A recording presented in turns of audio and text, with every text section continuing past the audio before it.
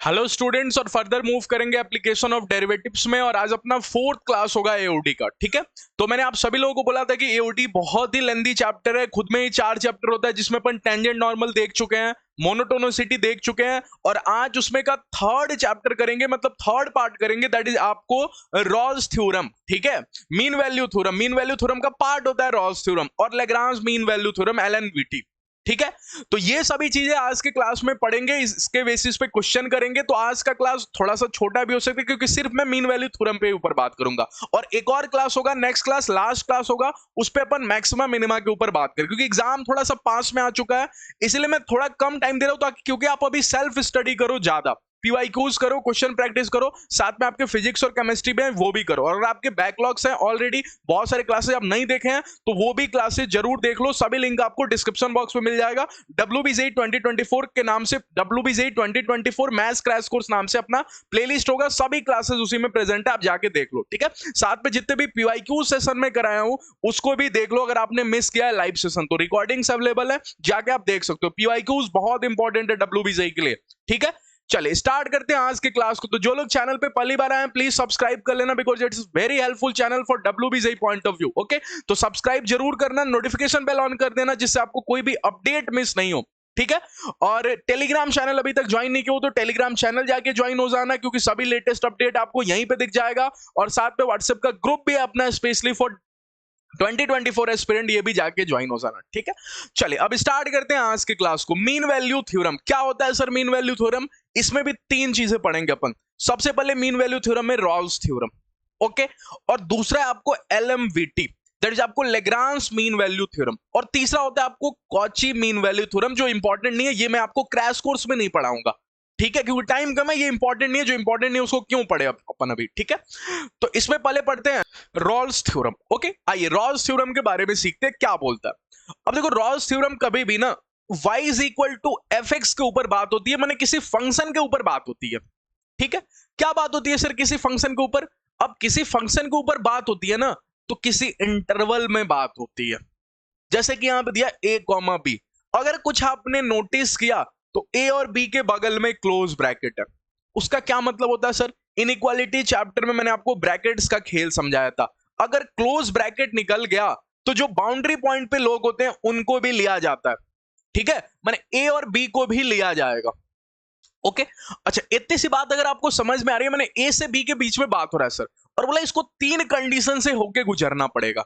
कौन कौन सा वो 3 कंडीशन? सबसे पहले कि a से b के बीच में इसको कंटिन्यूअस होना पड़ेगा। अच्छा, एक मिनट सर, यहां पे तो क्लोज ब्रैकेट है, ठीक है, मैंने a पे भी होना पड़ेगा और b पे भी होना पड़ेगा, हाँ।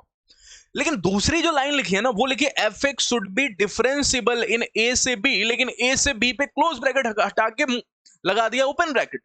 इसका मतलब क्या हुआ सर? इसका मतलब हुआ कि ए और बी पे कंटिन्यूअस है तो ठीक है, डिफरेंशिएबल नहीं है ए और बी पे तो चलेगा, कोई दिक्कत नहीं है मेरे को। ठीक हो गया तो ठीक है, लेकिन नहीं भी हुआ तब भी चलेगा। मैंने जहां ए और बी बाउंड्री पॉइंट्स पे कंटिन्यूटी तो देखेंगे ही देखेंगे, डिफरेंशिएबिलिटी देखने की कोई जरूरत नहीं है। बस 20 के पॉइंट पे बीच में डिफरेंशिएबिलिटी देख लेना। ठीक है, ये सब अभी एग्जांपल्स दिखेंगे ना, तो और अच्छे से आपको क्लियर कट समझ। अब आगे क्या बोला है, फिर जाके कहीं रॉल्स थ्योरम लगती है, और जब रॉल्स थ्योरम लगती है तो बोलती है, ये तो 3 कंडीशन हो गए, ये 3 कंडीशन होने चाहिए तब जाके आरटी अप्लाई होगा, रॉल्स थ्योरम। और अप्लाई होगा तो क्या बोलेगा? बोलेगा कि ए से बी के बीच में कोई एक पॉइंट है, बीच में ही है, ए से बी के बीच में कोई एक पॉइंट है। मैंने उस पॉइंट को लेट से सी बोल दिया, एक्स इज इक्वल टू सी, कोई एक सी पॉइंट है जहां पे फंक्शन का डिफरेंशिएशन उस पॉइंट पे, उस बीच वाले पॉइंट पे 0 होगा। मैंने सर रॉल्स थ्योरम का पूरा खोल डिफरेंशिएशन से है, हाँ, इसलिए तो एओडी में पढ़ रहे हैं, इसलिए तो एप्लीकेशन ऑफ डेरिवेटिव्स में पढ़ रहे हैं, डिफरेंशिएशन का एप्लीकेशन है। ओके, कि अगर ए से बी के बीच में कोई फंक्शन कॉन्टिन्यूअस है, डिफरेंशिएबल बाउंड्री पॉइंट पे नहीं है, फिर भी चलेगा। और तीसरा भी बहुत इंपॉर्टेंट है कि ए और बी की वैल्यू बराबर है, ए और बी की वैल्यू बराबर होनी चाहिए, एफ ए और एफ बी की वैल्यू बराबर होनी चाहिए, मतलब फंक्शन की ए पे वैल्यू और फंक्शन की बी पे वैल्यू बराबर होनी चाहिए। अच्छा, तब जाके रॉल्स थ्योरम लगेगा सर। हाँ, रॉल्स थ्योरम क्या बोलता है कि फंक्शन को करो डिफरेंशिएशन, और बीच के किसी भी पॉइंट पे, मैंने 1 से 3 के बीच में बात हो रही है, तो अब 2 को पकड़ो, एफ डैश टू 0 होगा। ठीक है, अच्छा, नहीं आया ना तो अभी एग्जांपल्स दिखाऊंगा तो समझ में आ जाएगा। कितने लोग पता है अगर कल को उल्टा भी जाऊं तो बात कैसे बोली जाएगी? अगर उसने बोल दिया सामने से कि रोल्स थ्योरम एप्लीकेबल है तो माने कंटिन्यूअस है फंक्शन, माने डिफरेंशिएबल है, लेकिन तीसरा नंबर पॉइंट मेरा कुछ काम बना देगा, F is equal to F B. तो अगर मेरे कानों को ऑलरेडी सुनाई दिया कि वो पहले से ही क्वेश्चन में बोल रहा है, बैठ के बोल के बैठा है कि रोल्स थ्योरम अप्लाई हो रहा है इस फंक्शन पे, या मैंने चेक किया मेरे को पता चला इस पे रोल्स थ्योरम अप्लाई हो रहा है, तो मैं F is equal to F B बोलूंगा, ये पहला बात बोलूंगा, ठीक है।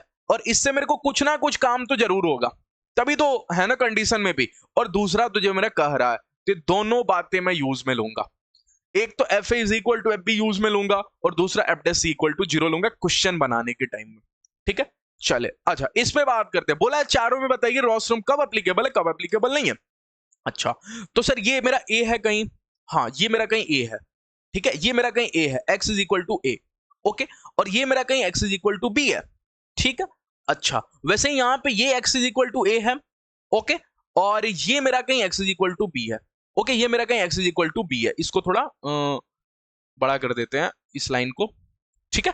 अच्छा इधर देखो तो इधर भी कहीं कहानी ऐसी ही चल रही कि ये मेरा एक्स इज इक्वल टू ए है, ओके, और ये मेरा कहीं X is equal to B है, ओके, ये मेरा कहीं X is equal to B है, ओके। अच्छा इधर देखो इस फोर्थ नंबर में बात करूं तो ये मेरा कहीं एक्स इज इक्वल टू ए है, ओके, स्ट्रेट ही फील करना है यार, स्ट्रेट में इससे ज्यादा नहीं बना सकता, और ये मेरा X is equal to B है, ओके। अच्छा ठीक है सर, अब मेरे को रोल्स थ्योरम अप्लाई करने के लिए तीन बातों का ध्यान रखना पड़ता है। कौन कौन सी तीन बातें मेरे को जल्दी से रिवाइज करा देना। ए से बी के बीच में कंटिन्यूअस होना चाहिए सर, डिफरेंशिएबल होना चाहिए, ए और बी पे नहीं भी होगा फिर भी काम चलेगा।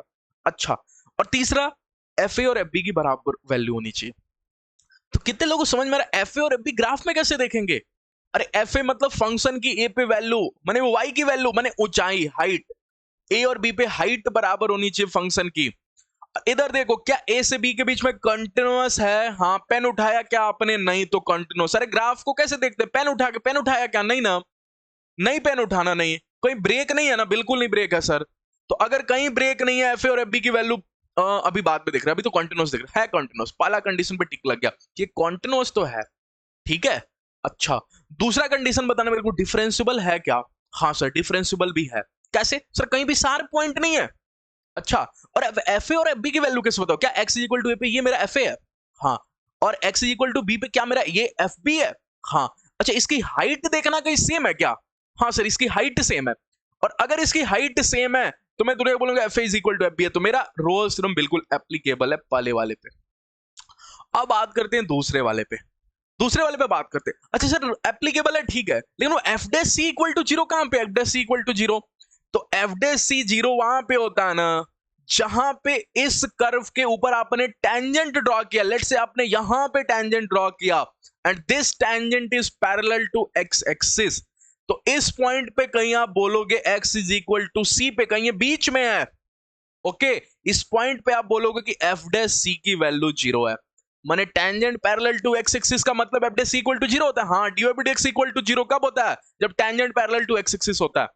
अरे आपको बता रखा है कि टेंजेंट जब एक्स एक्सिस के पैरेलल होता है तो थीटा की वैल्यू जीरो, थीटा की वैल्यू जीरो माने tan theta zero, tan theta zero माने स्लोप जीरो, और स्लोप ही तो अपना डी बाई डी एक्स होता है। तो tangent parallel to x axis देखो है तो सही। अच्छा एक मिनट सर, एक मिनट। अच्छा अगला इधर बात करता हूं, इस पे बात करते हैं आगे। x इज इक्वल टू ए है, x is equal to B है, मेरे को बताना कॉन्टिन्यूस है, डिफरेंशियल आप देख के बताना है। हाँ ए और बी पे नहीं भी होगा तो चलेगा, लेकिन है आज के दिन कोई दिक्कत नहीं मेरे को, ठीक है। लेकिन अब बताना क्या आपको ये दिखा कि एफ ए और एफ बी भी बराबर है क्योंकि हाइट बराबर है? अगर हाइट बराबर है तो मेरे को बताते जाओ वो पॉइंट सी वाला, क्या ये है एफ डैश सी जीरो? क्या ये भी है? यहाँ पे भी tangent parallel to x axis है, यहाँ भी tangent parallel to x axis है, यहाँ भी टेंजेंट पैरेलल है, यहाँ भी पैरेलल है। तो ये सभी वैसे पॉइंट है ना जहां पे एफ डैश सी जीरो है, माने एफ डैश जीरो है इसका। अच्छा सर तो ये बात आपने जो बोला where f dash c equal to zero, at least a point इसीलिए यूज किया कि कम से कम एक पॉइंट तो जरूर होगा। देखो पहले वाले केस में सिर्फ एक ही पॉइंट हुआ जहां एफ डैश सी जीरो है, अरे सिर्फ एक ही पॉइंट है जहां f dash x equal to zero पहले वाले में, लेकिन आज के दिन तो सर 1 2 3 4 5 5 पॉइंट आ गए जहां पे f dash equal to zero है, क्योंकि tangent parallel to x axis माने ही तो sir f dash x equal to zero होता है।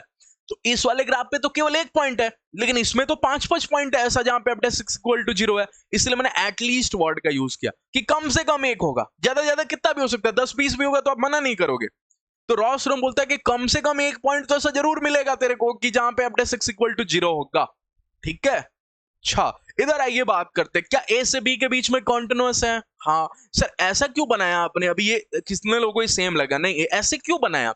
ऐसे इसलिए बनाया क्योंकि ए और बी पे डिफरेंशिएबल नहीं है। देखो, ए पे मिला मेरे को शार्प पॉइंट, यहाँ पे देखो, और बी पे मिला मेरे को शार्प पॉइंट, लेकिन मेरे को मतलब ही नहीं है और बी पे डिफरेंशियबिलिटी थोड़ी देखनी होती है, इसलिए तो ओपन ब्रैकेट लगाया रोल्स थ्योरम में।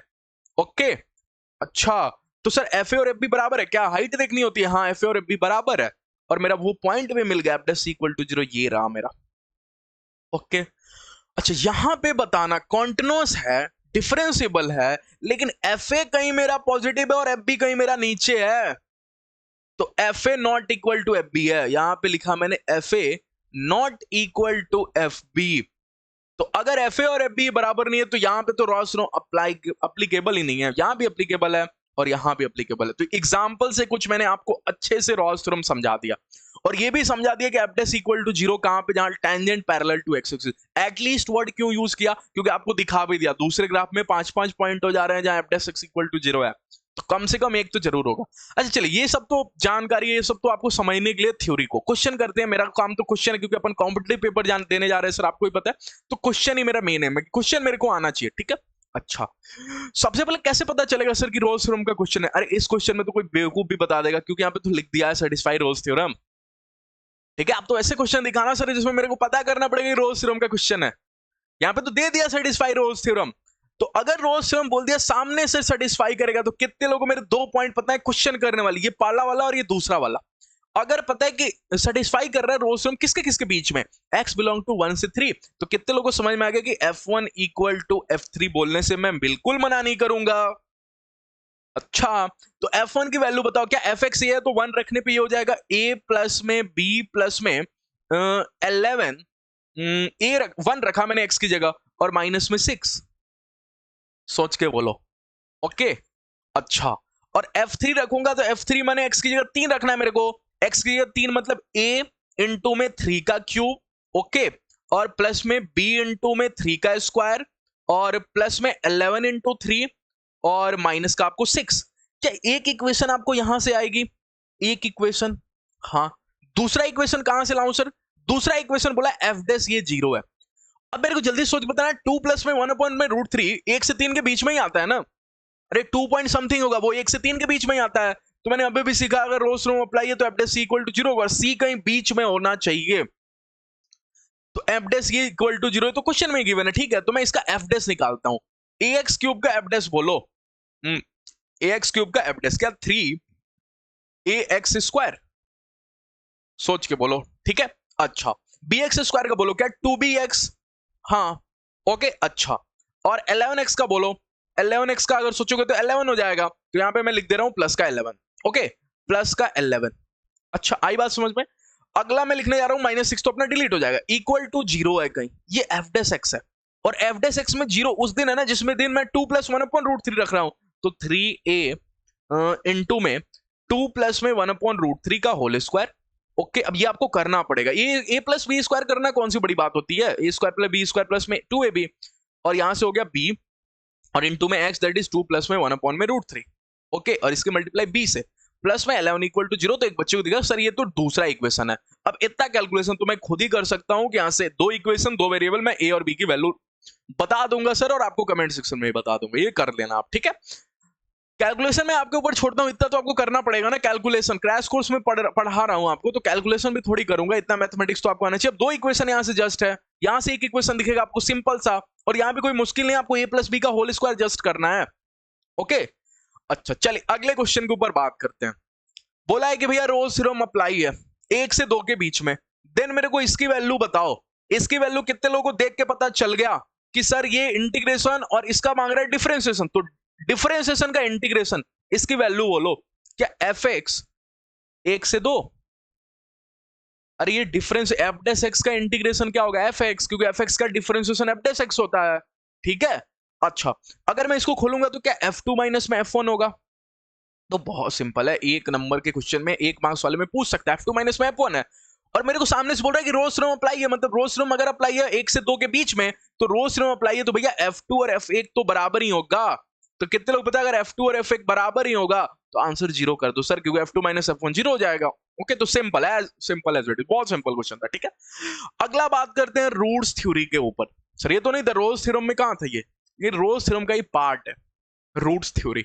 इसके बेसिस पे भी क्वेश्चन पूछ देता है आपके एग्जाम में। सबसे इंपॉर्टेंट है एलएमवीटी सबसे इंपॉर्टेंट है, लैग्रांज मीन वैल्यू थ्योरम। ठीक है, रूट्स थ्योरी भी इंपॉर्टेंट है, आपको रूट्स थ्योरी के क्वेश्चन दिख जाएंगे एग्जाम में, देखना। बोला है कि roots are value of x for which f x equal to 0। तो क्वाड्रेटिक में बात कर चुके हैं सर, एक्स की वो वैल्यू जिसपे फंक्शन की वैल्यू 0 हो जाए उसको दुनिया रूट्स के नाम से जानती है। हाँ ठीक है।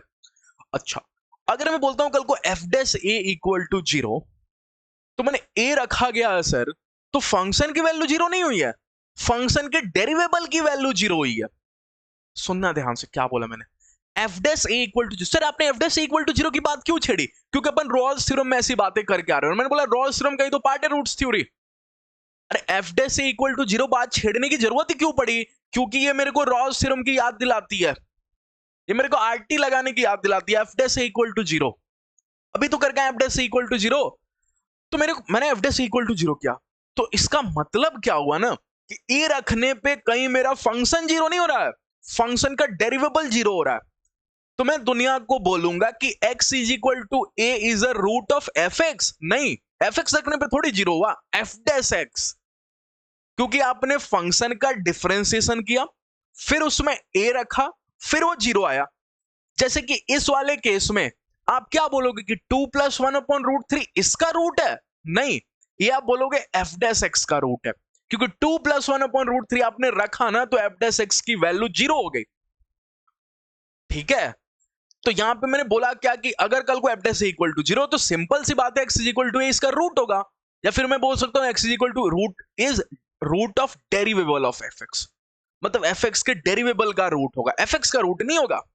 अच्छा, तो फिर मैं एक और बात बोल सकता हूं कि at x is equal to a f x has tangent parallel to x axis. क्या ऐसा बात भी बोल चुका हूं?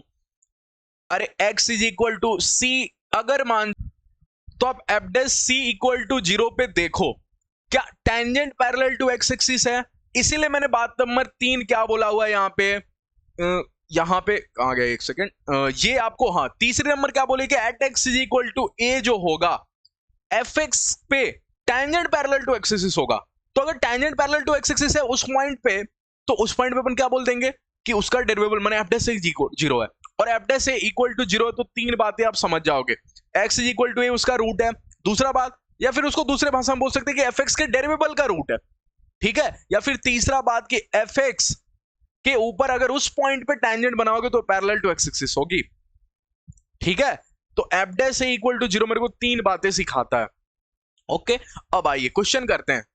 क्वेश्चन बोला पहला f x is equal to, ये पहला क्वेश्चन ही कुछ एग्जांपल्स भी हैं आपको समझाने के लिए। ठीक है, ये कोई एग्जांपल, ठीक, अगर मैं यहां पे देखूं तो ये एफ एक्स का ग्राफ है।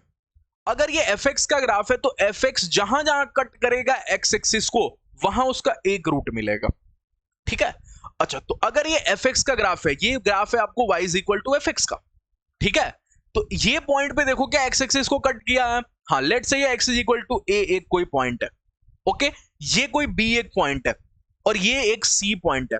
तो मैं क्या बोल सकता हूं कि ए बी सी जो है ना, ए बी और सी जो है, ये किसके रूट है? ये एफ एक्स के रूट है, एफ एक्स के रूट है। A b c are roots of f x के रूट। ठीक है, ये मैंने यहां पे देखा कि एबीसी किसके रूट है? एफ एक्स के रूट है। क्यों सर एफ एक्स के रूट क्यों है? क्योंकि अगर एफ एक्स का आप ग्राफ बना और वो जहां एक्स एक्सिस को कट करेगा वहां उसका एक रूट आता है। ये तो पढ़ चुके हैं ना, क्वाड्रेटिक इक्वेशन में शायद देखे होंगे कि एफ एक्स का ग्राफ बनाया, वो एक्स एक्सिस को जहां भी कट के, क्योंकि एक्स एक्सिस पे कट करेगा तो वाई 0 होगा, और वाई तो अपना एफ एक्स है, तो एफ एक्स का एक रूट आएगा।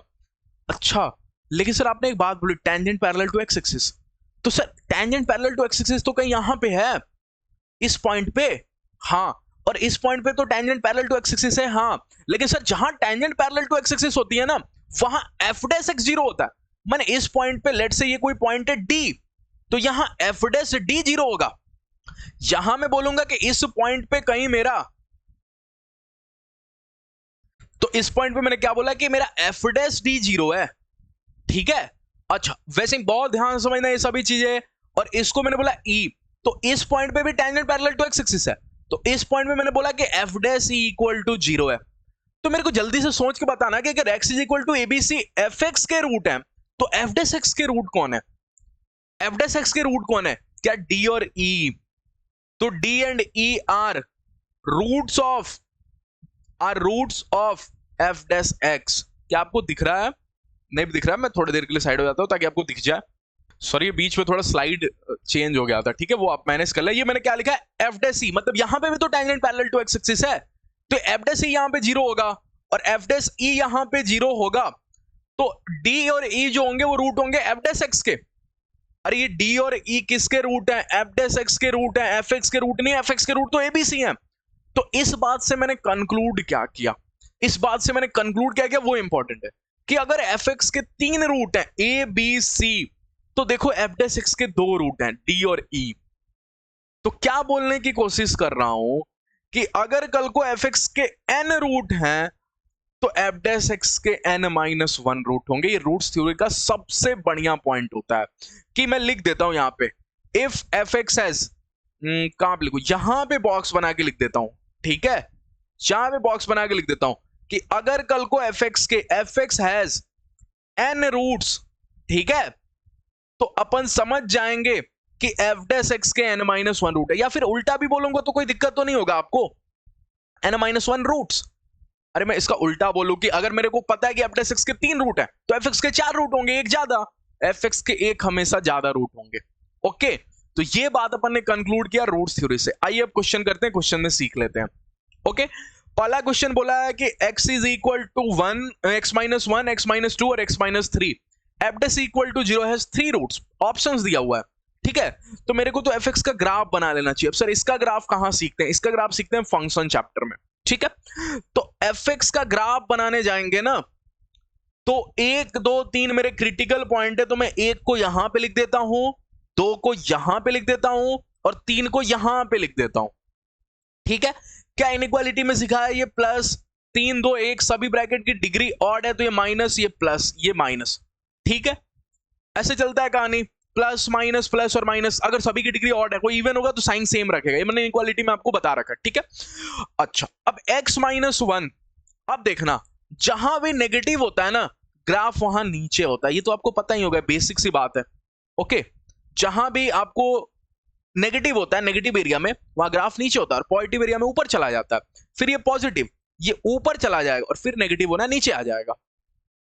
ओके, तो क्या इस बीच एफ एक्स ने 3 बार, एक यहां पे, एक यहां पे और एक यहां पे, 3 बार कट कर दिया किसको? एक्स एक्सिस को।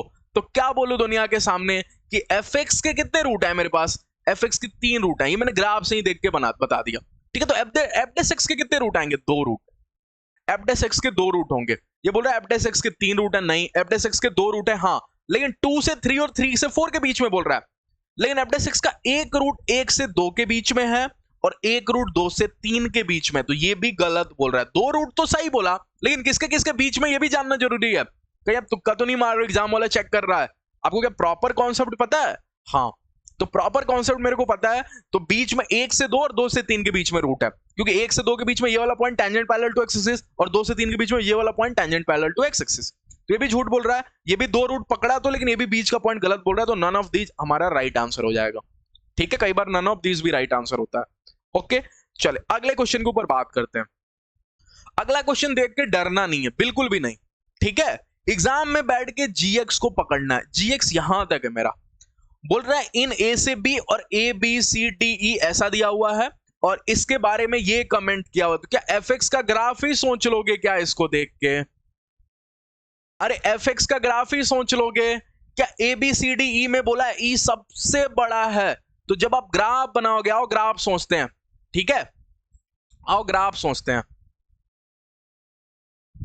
ये मैंने स्ट्रेट लाइन थोड़ा सा बनाने का ट्राई किया। ओके, अगर मैं ग्राफ सोचूं तो ए कहीं मेरा यहां पे होगा, बी कहीं मेरा यहां पे होगा, सी यहां पे, डी यहां पे और ई कहीं मैं यहां पे बोल देता हूं, ठीक है।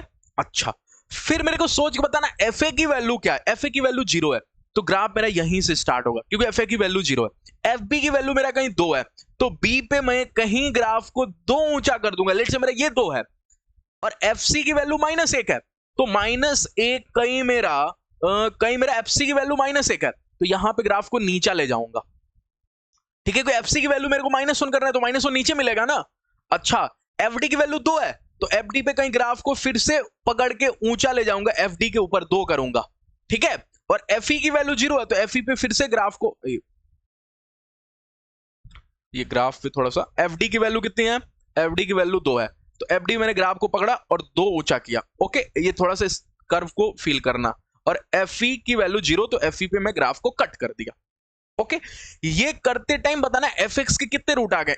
पहला रूट यहां पे, ओके, दूसरा रूट यहां पे कट किया, तीसरा रूट यहां पे कट किया और चौथा रूट यहां पे। तो मैं क्या बोल दूं क्या कि एफएक्स के कितने रूट आ गए मेरे पास। अभी मैंने क्वेश्चन को पढ़ा भी नहीं क्योंकि बोल रहा है अगला, then minimum number of zeros for g x, g x के रूट बताने ऐसे क्वेश्चन में। तो मैंने पता किया एफएक्स के 4 रूट है।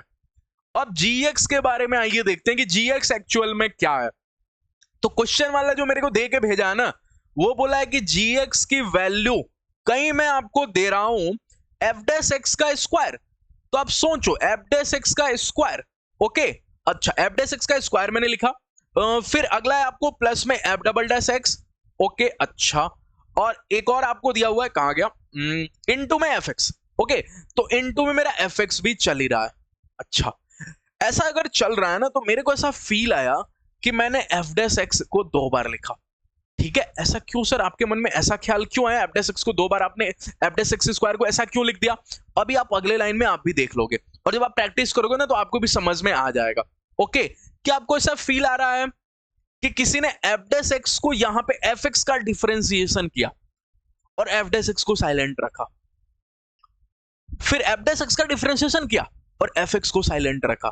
तो यू डॉट वी रूल है। तो एक बच्चे ने पकड़ा कि सर ये तो डिफरेंशिएशन लिखा है, किसका, किसका डिफरेंशिएशन लिखा है sir, sir F x into F dash x का डिफरेंशिएशन लिखा है। आप सोच के देखो, ये f x into F dash, किसी ने एफ एक्स का डिफरेंशिएशन किया एफ डैश एक्स और फिर एफ डैश एक्स को साइलेंट रख दिया, तो एफ डैश एक्स का होल स्क्वायर क्वेश्चन वाले ने लिख दिया। आप पकड़ो उसको, ठीक है, और फिर एफ डैश एक्स का differentiation F double dash x, और तो ये जो मेरे से यू डॉट वी पढ़ा होगा मेरे डायलॉग से, पहले वाले को साइलेंट दूसरे वाले का डिफरेंशिएशन, फिर पहले वाले को साइलेंट दूसरे वाले का डिफरेंशिएशन। ठीक है, यू डॉट वी में ऐसे सिखाया था, यू को साइलेंट वी डिफरेंशिएशन, फिर यू का डिफरेंशिएशन वी साइलेंट। मतलब एक आपको ऐसा फील आएगा कि साइलेंट रह रहा है, दूसरे का डिफरेंस, फिर दूसरी बारी में जो साइलेंट था उसका डिफरेंशिएशन और जिसका हुआ था वो साइलेंट। ठीक है, तो जीएक्स तो सर ये है, मतलब GX F x into F dash x है। अभी अपनी आपने क्या बताया कि एफ एक्स के कितने रूट है, अभी आपने बताया कि एफ एक्स के 4 रूट है। कहां गया, एक सेकेंड, अभी आपने बताया कि एफ एक्स के 4 रूट है। तो एफ डैश एक्स के कौन सा बच्चा मेरे को सोच के बता देगा यहां से कि अगर एफ एक्स के 4 रूट हैं, ठीक है, जो आपने बताया, तो एफ डैश एक्स के बाई रूट थ्योरी कितने रूट होंगे, 3, एक कम, तो इसके 3 रूट होंगे। ठीक है, दोनों की जब मल्टीप्लाई होगी तो कितने लोग पता है, एक्स स्क्वायर और एक्स क्यूब। नहीं सोच पा रहे अपन, ऐसे सोचते हैं, एक्स स्क्वायर और एक्स क्यूब की मल्टीप्लाई होती है। एक्स स्क्वायर के कितने रूट होते हैं, 2 रूट, अरे क्वाड्रेटिक के 2 रूट होते हैं। एक्स क्यूब के कितने रूट होते हैं, 3 रूट, और x square into x cube कर दूं तो क्या एक्स की पावर 5 दिखता है कि एक्स की पावर 6 दिखता है, 5, तो एक्स की पावर 5 के कितने रूट हो जाएंगे, 5 रूट। ठीक है, तो इससे मेरे को समझ में आ गया कि रूट प्लस हो जाते हैं, 2 प्लस में 3, तो ओवरऑल जीएक्स के कितने रूट हो जाएंगे, 4 प्लस में 3, दैट इज आपको 7 रूट। क्योंकि जीएक्स जो है मेरा वो F x into F dash x से मिलकर बना है। ओके, तो ये क्वेश्चन थोड़ा सा अच्छा क्वेश्चन था कि इसके कितने रूट हो जाएंगे, ऑप्शन दिया था क्या, नहीं। चले अगले टॉपिक के ऊपर बात करते हैं। रूट्स थ्योरी में कुछ और क्वेश्चंस आपसे पूछे जा सकते हैं, 3 तरीके से क्वेश्चन पूछ सकता है। पहला होगा, दिया होगा कंडीशन प्लस में इक्वेशन ए से बी के बीच में, दूसरा होगा इक्वेशन प्लस में इक्वेशन में 2 इक्वेशन दिया होगा, और तीसरा दिया होगा ओनली 1 इक्वेशन, कोई एक इक्वेशन दिया होगा। ठीक है, जब कोई एक कंडीशन दे देगा और कोई एक इक्वेशन दे देगा तो कैसे करेंगे देखना, कंडीशन को पकड़ेंगे और उसका इंटीग्रेशन कर देंगे। जो अपन इंटीग्रेशन करेंगे ना तो कंडीशन को पता चलेगा वो किसका डिफरेंशिएशन है, और फिर अप्लाई रूट्स थ्योरी करेंगे, क्वेश्चन से सीख लेंगे। ठीक है, दूसरा इक्वेशन प्लस में इक्वेशन, तो इक्वेशन प्लस में इक्वेशन देगा ना तो सिर्फ ये ध्यान देंगे कि कौन सा इक्वेशन एफ एक्स है और कौन सा इक्वेशन उसका डिफरेंशिएशन है, फिर रूट्स थ्योरी अप्लाई कर देंगे। तीसरा, अगर को एक ही इक्वेशन देगा तो कंडीशन प्लस इक्वेशन वाली लॉजिक लगाएंगे। ठीक है, क्वेश्चन आइए सिखा देता है। कितने लोगों को क्वेश्चन देख के पता चला ऑप्शन एटलीस्ट 2 रूट 3 रूट, तो रूट थ्योरी। ठीक है, क्या ये कंडीशन है a plus b equal to 0 0, और ये एक इक्वेशन है, तो कंडीशन प्लस इक्वेशन है। तो कंडीशन, ये कंडीशन प्लस में इक्वेशन, एग्जाम में बैठा और पता चले कंडीशन प्लस में इक्वेशन देके मेरे को पूछा है, तो सर ने सिखा के मेरे को भेजा कि फंक्शन को पकड़ो और इंटीग्रेशन ऑफ इक्वेशन कर दो। तो मैंने f x is equal to लिखा इंटीग्रेशन ऑफ इक्वेशन, और इक्वेशन क्या है मेरा 3ax स्क्वायर प्लस में 2bx प्लस में c। इसका इंटीग्रेशन बताओ मेरे को सोच के, इन 0 से 1। तो अगर इसका इंटीग्रेशन सोचोगे तो 3x ax स्क्वायर का क्या हो जाएगा 3ax क्यूब अपॉन में 3, तो क्या मैं यहां पे सिर्फ ax क्यूब लिखूं? हाँ। वैसे 2bx का क्या हो जाएगा 2bx स्क्वायर अपॉन में 2, तो क्या मैं यहां पे सिर्फ bx स्क्वायर लिखूं प्लस में cx, ठीक है। और एक और कोई कांस्टेंट आ जाता है, दैट इज डी, क्योंकि इंडेफिनिट करते हैं तो एक और कोई कांस्टेंट आ जाता है ना, तो c ऑलरेडी था, c आपको करने की आदत होगी, c लिखने की आदत होगी, तो मैंने सिर्फ d लिखा, क्योंकि c ऑलरेडी था ना cx, तो मैंने d लिख दिया। ओके, अच्छा ये हो गया। तो मेरे को पता चला fx ये है। अच्छा, अगर ये fx है तो कितने लोगों को देख के लग रहा है a प्लस बी, कंडीशन जो दिया वो दिया a प्लस में b प्लस में c इक्वल टू 0, ठीक है। तो ऐसा लग रहा है कि किसी ने इस वाले में ना x इज इक्वल टू 1 रख दिया है, ठीक है। ठीक, d को लेट से एज्यूम कर लेते हैं 0, उसमें कोई दिक्कत नहीं है, ठीक है। d को 0 भी आप एज्यूम कर सकते हो। अच्छा, क्योंकि अपन सोच रहे कि किसका डिफरेंशिएशन है, एक्चुअल में कॉन्सेप्ट क्या है ना कि इसको सोचना कि किसका डिफरेंशिएशन लिखा हुआ है, तो इंटीग्रेशन करके ही पता क्या जाता है कि किसका डिफरेंशिएशन है। तो ax cube plus bx square plus cx का डिफरेंशिएशन लिखा हुआ है, ठीक है। अच्छा, कोई कांस्टेंट होगा भी तो उसका डिफरेंशिएशन 0 हो जाता है। तो इसमें x इज इक्वल टू 1 रखा गया तो ये बना। तो अगर x इज इक्वल टू 1 रखने पे इक्वल टू 0 कर देता हूं यहां पे, तो मेरे को पता चला कि यहां से देख के कि f1 की वैल्यू 0 है। कंडीशन को देख के मैंने पता किया कि मैंने जब इसमें 1 रखूंगा ना, तो 1 रखने पे ये प्लस बी प्लस सी होगा। मैं डी को नहीं लिखता हूं, ठीक है, डी को नहीं लिखता हूं, इससे अब आपको समझ में आ गया। a प्लस बी प्लस सी, अरे क्वाड्रेटिक में आपको दिखा चुका हूं, ये कंडीशन को इसमें फिट करोगे इसमें, तो x इज इक्वल टू 1, ऐसा लगेगा कि इसमें किसी ने x इज इक्वल टू 1 रखा, वो 0 हो गया, तो f1 0 है। तो कितने लोगों को पता चला एक रूट मेरा यही मिल गया, 1 इज रूट ऑफ fx, ठीक है, 1 इज रूट ऑफ fx। अच्छा ठीक है, ठीक है। एक और बात मेरे को कुछ दी हुई है, मेरे को यहां पे दिया हुआ है कि अगर मैं 0 भी रखता हूं तब भी 0 है। अरे 0 रखो, यहां पे सिर्फ x x x है, तो मेरे को ये पता चल गया कि f 0 0 है, ठीक है। अरे यहाँ पे तीनों जगह x ही नजर आ रहा है आपको, ax क्यूब प्लस में bx स्क्वायर प्लस में cx, कांस्टेंट कोई नहीं है यहाँ पे। तो अगर कोई कांस्टेंट नहीं है तो आप x इक्वल टू 0 रखोगे फिर भी 0 ही आएगा, ठीक है। तो f0 इक्वल टू 0 हो गया। ओके, तो मेरे को यहाँ पे एक समझ में आया एक और बात कि 0 भी इसका रूट है, 0 is root of fx। Okay, तो fx के 2 रूट हो गए। एक तो कंडीशन देख के मैंने पता चला कि x इज इक्वल टू 1 भी एक रूट है, और दूसरा मेरे को पता चला कि x इज इक्वल टू 0। तो मैंने 2 रूट हो गए किसके, fx के। पूछा है कि यहां पे कि इसके कितने रूट होंगे, तो ये तो fx का डिफरेंशिएशन है। अरे fx अगर ये है तो इसका डिफरेंशिएशन ये है ना, तो इसके डिफरेंशिएशन के कितने रूट होंगे। अगर इसके 2 रूट है तो 1 रूट होगा ना, तो एटलीस्ट 1 रूट, सी ऑप्शन। नहीं आया आपको समझ में। 3x square plus 2bx plus में c जो है वो एफ डैश है किसका, ax क्यूब प्लस में bx स्क्वायर प्लस cx का, ठीक है। तो अगर ax cube plus bx square plus cx के 2 रूट हैं, तो इसके differentiation 3x square plus 2bx के प्लस c के कितने होंगे, 1 रूट होगा। ओके, अगला क्वेश्चन आपको सिखा देगा अगर ये नहीं आया तो, ठीक है। कितने लोग यहाँ पे डायरेक्टली देख लेंगे, 2 इक्वेशन दी हुई है। अरे ये एक इक्वेशन आपको दिखा, यहां से लेकर यहां तक एक इक्वेशन, दूसरा इक्वेशन ये दिया है, तो बस आपको पकड़ना है कौन fx है कौन f डैश x है। तो क्या ये देख के पता चलता है an x की पावर n fx है, तो इसका डिफरेंशिएशन n जंप करके आगे आ जाएगा an x की पावर n माइनस 1, ये f डैश x है। तो अगर fx के बोल रखा है क्वेश्चन वाला 2 रूट है, तो f डैश x के कितने रूट होंगे, 1 रूट। तो डायरेक्ट ऑप्शन में टिक किया होगा, कितने रूट, तो 1 रूट आप टिक करके आ जाओगे, तो डायरेक्ट, बहुत ही इजी क्वेश्चन, ठीक है। तो इंपॉर्टेंट इज कि अगर fx के n रूट होंगे तो f डैश x के उससे 1 रूट कम होगा। ओके, ये क्वेश्चन करते हैं फिर से 2 इक्वेशन, ये पहला इक्वेशन ये दूसरा इक्वेशन, तो बस आपको पकड़ना है कौन fx है और कौन f डैश x है। ओके, तो मैं किसी को एक को पकड़, तो मैंने e की power x into cos x को ही पकड़ा, ठीक है। और मैंने इसको बोला कि तुम fx हो अगर, तो तुम्हारा डिफरेंशिएशन क्या होगा, मैंने f डैश x क्या होगा, आओ f डैश x पता करते हैं, ठीक है।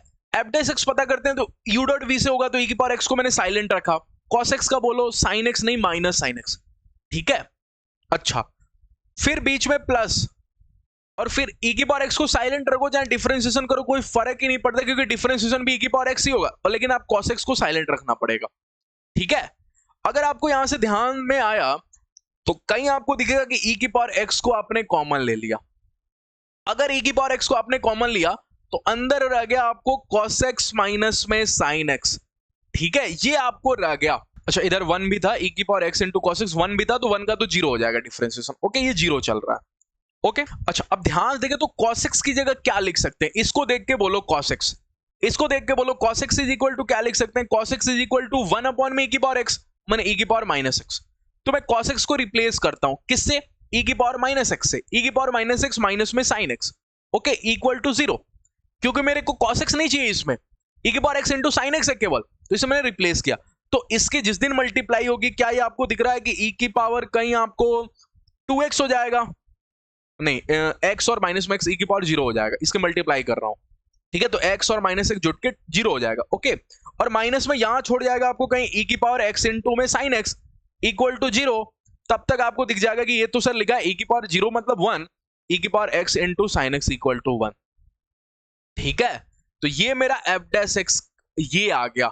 तो कितने लोगों को पता चल गया कि ये fx है, ये अगर fx है तो ये इसका f डैश x है। fx के रूट कहीं क्वेश्चन वाला देके भेजा मेरे को, कितने रूट है, 2 रूट, तो इसके बताओ कितने रूट हो जाएंगे, 1 रूट। तो इक्वेशन प्लस इक्वेशन के ऐसे क्वेश्चन सॉल्व होते हैं। आइए most important topic that is आपको LMVT पे बात कर लेते हैं, Lagrange mean value theorem, LMVT। ये बहुत इंपॉर्टेंट है, इस पे आपको एग्जाम में क्वेश्चन देखने के लिए मिल जाएगा। ओके, इस पे बात करते हैं। सबसे पहले स्टेटमेंट क्या बोला है, स्टेटमेंट बोला है कि for any function y is equal to fx in a से b अगर 2 कंडीशन सेटिस्फाई होगा। ठीक है सर, रोल्स थ्योरम में 3 कंडीशन था, हाँ f इक्वल टू fb भी था, इसमें f इक्वल टू fb नहीं है। अगर कल को कॉन्टिन्यूअस है a से b के बीच में, ठीक है, और डिफरेंशिएबल भी है a से b के बीच में, लेकिन fa इक्वल टू fb नहीं, अगर fa इक्वल टू fb होगा तो f डैश इक्वल टू 0 होगा। सुनना, अगर fa इक्वल टू fb होगा तो f डैश इक्वल टू 0 होगा, रोल्स थ्योरम। लेकिन अगर कल को दोनों बराबर नहीं है ना, तो फिर LMVT, और LMVT बोलता है कि f डैश c की वैल्यू 0 नहीं होगी, f डैश c की वैल्यू होगी fb माइनस में fa अपॉन में b माइनस a, और b और a क्या है, b और a वही पॉइंट है जिनके बीच में कॉन्टिन्यूअस है और जिनके बीच में डिफरेंशिएबल है। अच्छा, हाँ, तो इसके क्वेश्चन को पकड़ेंगे कैसे, इसके क्वेश्चन को पकड़ेंगे, हमेशा एक ही बात बोला होगा, f डैश x, ठीक है, इन a से b, ये इसका होगा स्ट्राइकिंग पॉइंट जिससे अपन समझ जाएंगे for question this is given, ये लाइन गिवन होगा। अगर ये लाइन गिवन है तो समझ जाना LMVT का क्वेश्चन है, और इंटरवल भी कुछ दिया होगा। आइए क्वेश्चन करके सीखते हैं। ठीक है, बोला fx is equal to log sine, ये प्रैक्टिस के लिए दिया है, c बाय LMVT से आप c निकालो मेरे को। तो कितने लोग पता है f डैश c की वैल्यू कितनी हो जाती है, जिनके बीच में कॉन्टिन्यूअस और डिफरेंशिएबल है इनको पकड़ो, बड़े वालों को पकड़ो, तो f 5 pi by 6, okay, minus में f पाई बाई 6, ओके, और नीचे लिखो आप 5 पाई बाई 6 और माइनस में पाई बाई 6। ठीक है, अच्छा इधर f डैश c भी कर दो, लॉग साइन x का बोलो 1 अपॉन साइन x और फिर साइन x का cos x, तो cos x अपॉन में साइन x cot x होगा, और x की जगह भी उसमें कहीं आपको c रखना है क्योंकि f डैश c की बात हो रही है, तो cot c है। Okay, is equal to f pi by 6, माने आपको रखना है log साइन पाई बाई 6, ठीक है, log साइन पाई बाई 6, और यहां 5 पाई बाई 6 सॉरी, माइनस में यहां पे रखना है आपको log sine pi by 6। Okay, एक सेकंड, यहां पे रखना है आपको log साइन पाई बाई 6, ठीक है। अच्छा, और नीचे बताओ मेरे को सोच के 5 पाई बाई 6, और ये कितना हो जाएगा 6 और 5 पाई 4 पाई बाई 6, ठीक है। तो इसको सॉल्व कर लोगे, cot c की वैल्यू माने c की वैल्यू आप बता लोगे। अरे साइन 5 पाई बाई 6 आपको पता है ना, पाई प्लस में पाई माइनस में पाई बाई 6 हो जाएगा, तो आप ऐसे करके सोच लोगे, ये तो 5 पाई बाई 6 की वैल्यू तो आप निकाल लोगे ना। ओके, और पाई बाई 6 आपको पता है साइन 30 डिग्री, तो आप c की वैल्यू निकाल लेना। अगले क्वेश्चन के ऊपर बात करता हूं। ओके, अगला क्वेश्चन इंपॉर्टेंट है, मैंने क्या बोला, f डैश x इन 0 से 2, यही तो मेरा लाइन होगा जिसको मैं देख के LMVT को याद करूंगा।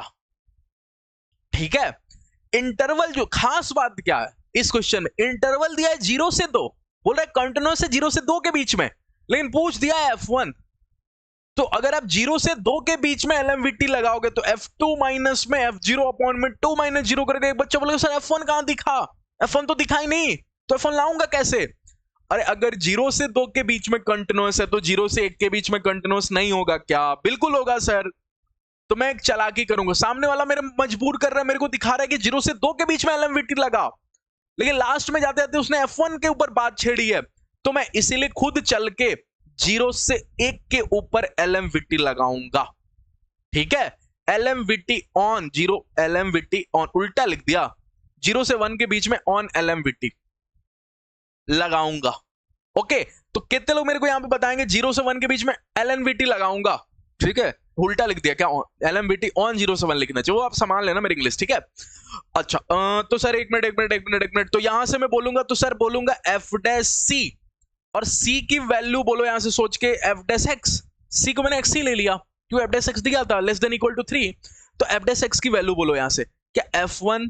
हाँ सर, माइनस में f0, हाँ सर, और नीचे बोलो 1 माइनस में 0। अच्छा, f डैश x की वैल्यू 3 से छोटी है, 3 से छोटी है, तो f डैश x कहीं 3 से छोटा है।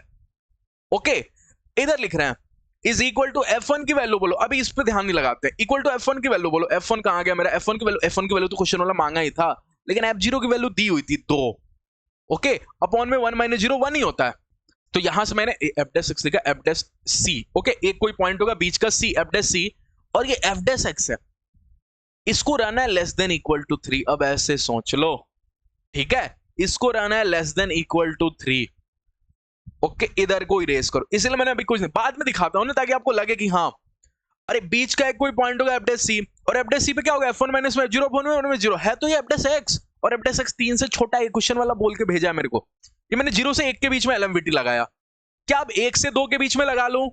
अगर मैं 1 से 2 के बीच में लगाता हूं तो मेरे को सोच के बताओ, LMVT ऑन 1 से 2, अब मैं सही लिखा, अब मैं सही इंग्लिश लिखा, ठीक है, LMVT ऑन 1 से 2, ये सही होगा ना?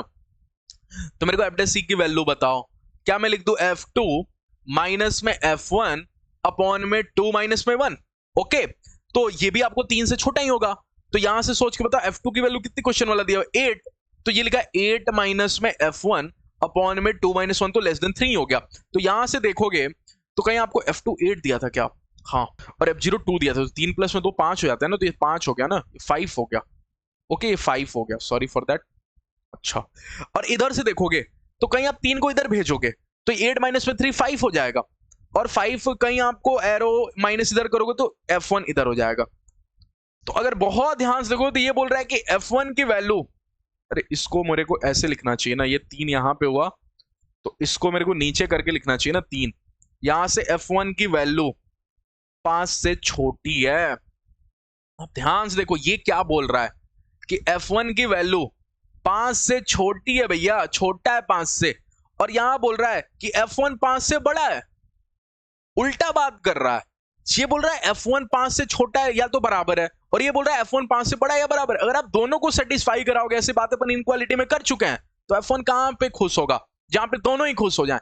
या बराबर पे खुश रहना पसंद करेगा, तो f1 बोलेगा मैं 5 रहना पसंद करूंगा, ताकि मैं दोनों की बात मान लूं, क्योंकि पहला वाला बोल रहा है छोटा या बराबर, दूसरा वाला बोल रहा है बड़ा या बराबर, तो बराबर पे दोनों रेडी हैं, तो इसलिए f1 इक्वल टू 5 हो गया। ओके, आइए अगले क्वेश्चन के ऊपर बात कर लेते हैं। अगला क्वेश्चन बोला fx is differentiable and f1 is equal to -2। ये मेरा टर्निंग पॉइंट है ना सर, जहां से मैं ये सोच पाता हूं LMVT का क्वेश्चन है, तो ये मेरे को बताता है LMVT का क्वेश्चन है f dash x greater than equal to 2 in 1 से 6, और मेरे को अब नीचे बात सिर्फ f6 की है, तो अब ये वाला दिमाग नहीं लगाऊंगा कि 1 से 6 के बीच में कोई बीच का इंटरवल पकड़ूंगा, जैसे अब की बार क्या ना, पिछली बार देखा मैंने f1 पूछ रहा है, इसलिए मेरे को 0 से 1 के बीच में लगानी पड़ी, फिर 1 से 2 के बीच में लगानी पड़ी। मैं डायरेक्टली 0 से 2 के बीच में लगाता तो f1 कहीं नहीं दिखता, लेकिन अब की बार नीचे ऑप्शन देखा, पता चला f6 ही पूछा है, तो डायरेक्टली लगाओ ना 1 से 6 के ऊपर LMVT। ठीक है, डायरेक्टली 1 से 6 के बीच में ऊपर लगाओ। अगर अपन ने लगाया LMVT, ठीक है, तो कितने लोग मेरे को सोच के बताएंगे f डैश c की वैल्यू, f डैश c की वैल्यू बताओ सोच के। f डैश c की वैल्यू क्या हो जाएगी सर? यहां से f6 माइनस में f1 अपॉन में 6 माइनस में 1, और इसको बोला f डैश x को कि बेटा तू 2 से बड़ा रहेगा। f6 की वैल्यू क्वेश्चन वाला नहीं दिया है, f1 की वैल्यू क्वेश्चन वाला -2 दिया है, तो मैं f6 की जगह f6 लिखा, f1 की जगह मैं -2 जैसे ही करूंगा ये प्लस का 2 हो जाएगा, ओके, और नीचे देखोगे तो 6 माइनस 1 5 है, 5 उधर मल्टीप्लाई करके क्या 10 लिख दूं? हाँ, तो F6 की वैल्यू क्या 8 से बड़ी होगी, क्योंकि 10 माइनस में 2 8 होता है। कौन सा ऑप्शन दिख रहा है भैया आपको? मेरे को तो सर दिख रहा है F6 greater than equal to 8, option number a. तो बहुत ही इजी क्वेश्चन था। ओके, तो आज की क्लास में अपन सिर्फ मीन वैल्यू थ्योरम पढ़े। ओके, सिर्फ अपन पढ़े एमवीटी, और एमवीटी में मैंने आपको क्या क्या सिखाया, रोल्स थ्योरम क्या होता है, एक बार मैं रिवाइज करा दूंगा जाते जाते, क्योंकि आज की क्लास थोड़ा छोटा है। लास्ट क्लास एक मैक्सिमम मिनिमा का सेपरेटली पढ़े, क्योंकि वो इंपॉर्टेंट है। ठीक है, एक अपन पढ़े एलएमवीटी, और इसके बीच में कहीं अपन एंट्री कराए रूट्स थ्योरी की। ठीक है, रूट्स थ्योरी की एक बार जल्दी से आते आते आपको रिवाइज करा दो। रोल्स थ्योरम बोलना मेरे को 3 बातें सच होनी चाहिए। ए से बी के बीच में कॉन्टिन्यूअस, डिफरेंशिएबल ए से बी के बीच में नहीं, भी ए और बी के पे नहीं होगा डिफरेंशिएबल फिर भी चलेगा। अगर कल को दोनों बराबर है, f equal to b, f b बराबर है, तो मैं f dash c equal to 0 करूंगा, रोल्स थ्योरम लगाऊंगा। और f dash c equal to 0 की 3 बातें हो गई कि सी उसका एक रूट है। ठीक है, सी उसका रूट है किसका, एफ डैश एक्स का, या फिर सी रूट है डेरिवेबल ऑफ एफ एक्स का, या फिर सी पर tangent parallel to F x, tangent parallel to x axis से एफ एक्स में। 3 बातें, तो रूट थ्योरी हो गया। ठीक है, और अगर कल को एफ ए एफ बी के बराबर नहीं हुआ तो फिर एलएमवीटी को बुलाएंगे, और वो बोलेगा एफ डैश सी की वैल्यू एफ बी माइनस में एफ ए अपॉन में बी माइनस ए के बराबर होती है। क्वेश्चन कैसे पकड़ेंगे एलएमवीटी का, एफ डैश एक्स इन कुछ इंटरवल में दिया होगा। ठीक है, तो इसके बाद आपको कुछ भी नहीं पूछेगा, जितना पढ़ाया उतना एनफ है। पीवाईक्यूज में देखना, इसके 1-2 क्वेश्चन दिख जाएंगे, उसको सॉल्व करना, प्रैक्टिस करना।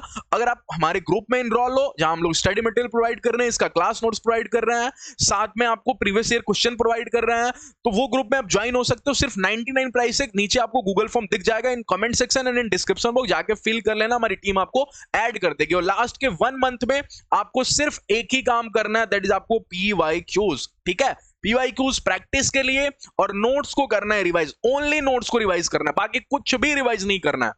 ठीक है, ना कोई बुक पढ़ना है, ना किसी और के नोट्स पढ़ने हैं, ना इंटरनेट से डाउनलोड करके कुछ पढ़ना है, कुछ भी एडिशनल नहीं करना। जो आपने पढ़ा है बस उसी को रिवाइज करना है, क्योंकि 1 महीने में अब आप नहीं पढ़ सकते कुछ भी एक्स्ट्रा।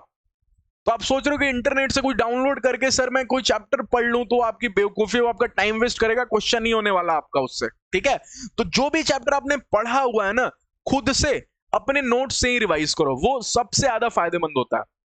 ठीक है, और अगर आपको प्रैक्टिस करनी है तो इस टाइम कुछ भी मटेरियल कुछ सॉल्व करने की जरूरत नहीं है। 1 महीना टाइम रहेगा, टाइम ही नहीं है आपके पास उतना, सिर्फ पीवाईक्यूज कर लो। एक चैप्टर के मुश्किल से मुश्किल 20-30 पीवाईक्यूज होंगे, उतने कर लोगे काफी है अभी के लिए बोल रहा हूं। ठीक है, उससे आपको बहुत अच्छी रैंक तो नहीं आएगी, लेकिन ठीक ठाक रैंक आ जाएगी डब्ल्यूबीसीएम, जिससे आपको एक अच्छा कॉलेज मिल जाए। क्योंकि 1 महीने में आप अंडर 1000 रैंक थोड़ी ला सकते हो, अगर आपने अभी तक कुछ नहीं पढ़ा तो। ठीक है, लेकिन फिर भी इतना कर सकते हो कि अंडर 5000 रैंक आ जाए आपका। ठीक है, तो चलिए मिलते हैं नेक्स्ट क्लास में। नेक्स्ट क्लास में एओडी कंप्लीट कर लेंगे मैक्सिमम मिनिमा पढ़ के, देन आफ्टर मैं आपको वेक्टर 3D स्टार्ट कर दूंगा, वेक्टर 3D, और फिर आपको फंक्शन चैप्टर में कुछ इंपॉर्टेंट चीजें पढ़ा दूंगा एग्जाम से पहले। और बाकी पीवाईक्यूज का जो भी लाइव सेशन आता हूं, I request all of you कि लाइव क्यों नहीं ज्वाइन होते, लाइव में बहुत फायदा होता है, आप मेरे से डाउट्स भी अपना पूछ सकोगे। ठीक है, कोई भी डाउट है तो पूछ सकोगे, क्वेश्चन मेरे साथ सॉल्व करोगे, सीखोगे। तो लाइव सेशन जरूर ज्वाइन करो। नेक्स्ट लाइव सेशन पीवाईक्यूज का होने वाला है मैट्रिक्स एंड डिटरमिनेंट के ऊपर, नोटिफिकेशन आपको मिल गया होगा, तो टाइम पे जरूर ज्वाइन हो जाया करो। ठीक है, चलिए मिलते हैं नेक्स्ट क्लास में। Keep watching, thank you all of you.